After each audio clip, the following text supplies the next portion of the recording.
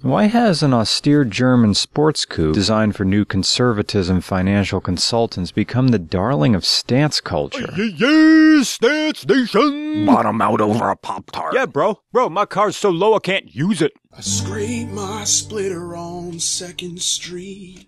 It makes all the ladies want my uncut meat. Right.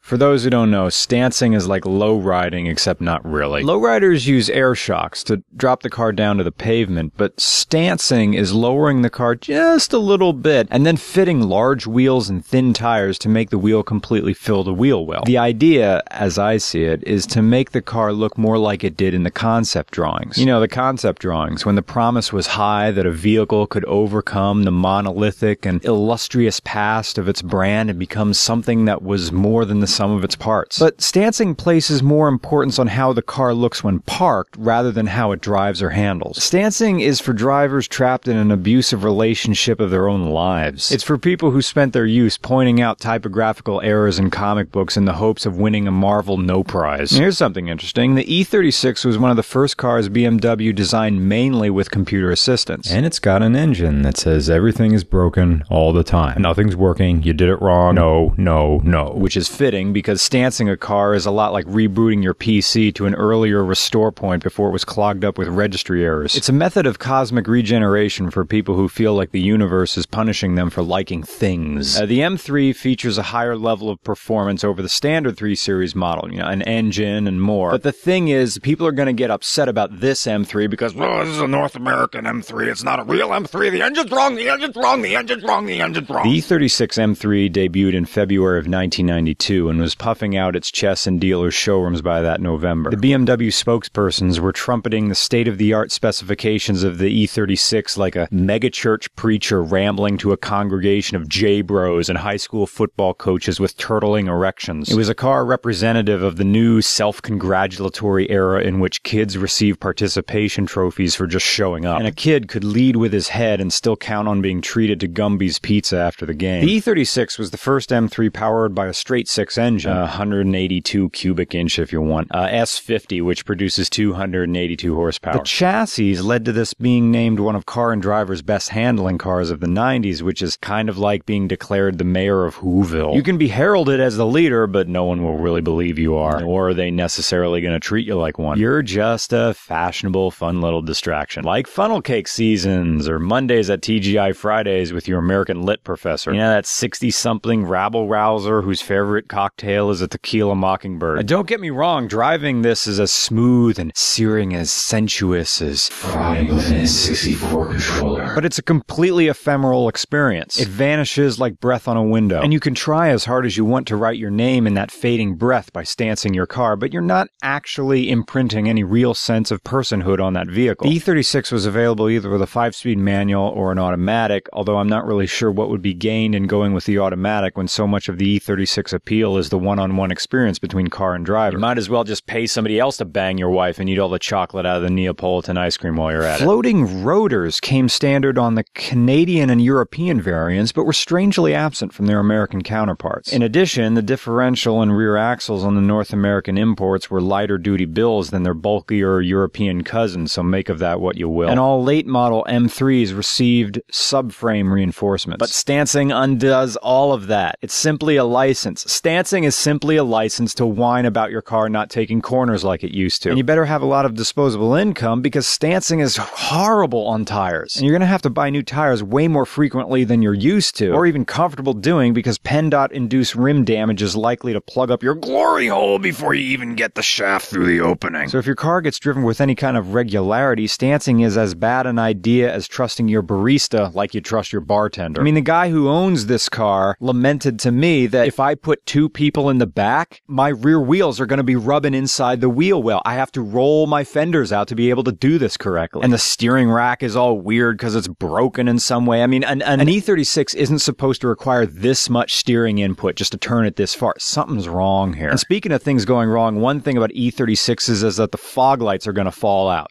No, they just fall out. So the guy who has this said, screw it. And he just put some old like dryer hose in here going up inside. It's like, okay, they're intakes now. Learning so much about this M3 taught me that there's a real hierarchy to German cars. I mean, that's one of the weird things that you get when you grow up in Pennsylvania. You're just stuck with domestics all the time. You don't know there's a whole other world out there. And you kind of pedestalize European cars until you realize that most of them suck. The car I learned to drive stick-on was a 1975 MG. Ooh.